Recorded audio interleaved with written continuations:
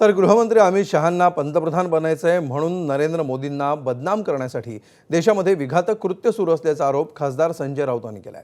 तर शहांना फडणवीसांचा काटा काढायचा अशी टीका काँग्रेसचे प्रदेशाध्यक्ष हर्षवर्धन सपकाळ यांनी केली आहे। त्यांच्या टीकेला भाजपचे मुख्य प्रवक्ते नवनाथ वन यांनी प्रत्युत्तर दिलंय।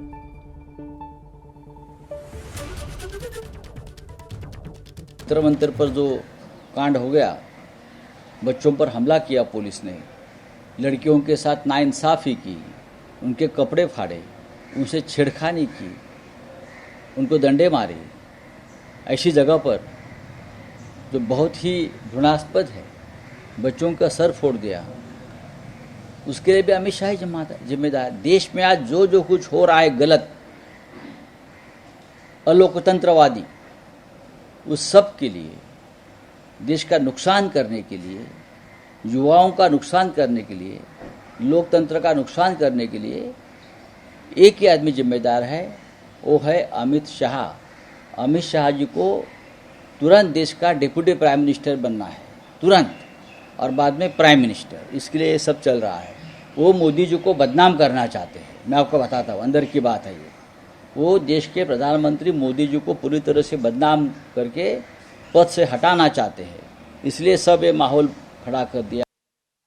त्यांचं काय कौशल्य होतं की ते अत्यंत पातळ यंत्र होतं। त्यांनी या सगळ्या नीटवर पकड मिळवली, त्यातून भ्रष्टाचारही केला आणि थेट त्यामध्ये आपल्या वर्ग विशेष आणि विचारांची लोक घुसवले। आता त्यांना रिप्लेस जर करायचं आहे तर त्यांच्या एवढाच पातळ यंत्र किंवा त्यांच्यापेक्षाही बेस्ट हँड कोण असेल असा विचार केल्यानंतर त्यामध्ये आपसूक देवेंद्रजींचं नाव येतच। कारण देवेंद्रजी हे अधिक जास्ती चांगल्या पद्धतीने याला कंट्रोल करतील, ते अधिक चांगल्या पद्धतीने थेट रेशीमबागचे लोक नीटमध्ये त्यामध्ये घुसवण्याचा एक प्रयत्न करतील। एक मार्ग त्यांना, एक हायवे, कारण हायवे काढणं त्यांचा छंद आहे, ते एक नवीन महामार्ग ते तिथपर्यंत जोडतील आणि एक नवीन दुसरा महामार्ग जो तो पैशाचा करतील।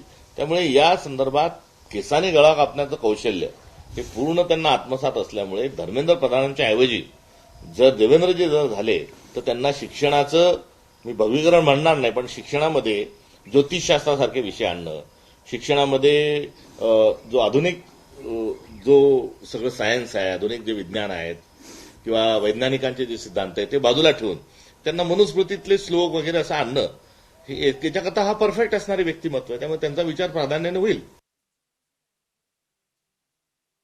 आपल्या पक्षाची राख होत चाललेली आहे, रक्षा होत चाललेली आहे, त्याकडे थोडंसं बघा।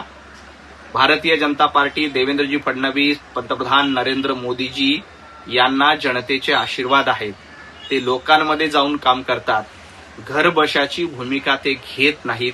त्यामुळे घरामध्ये बसून मुलाखती देणं, आपलीच बॅटिंग आणि आपलंच बॉलिंग हे जरा बंद करा।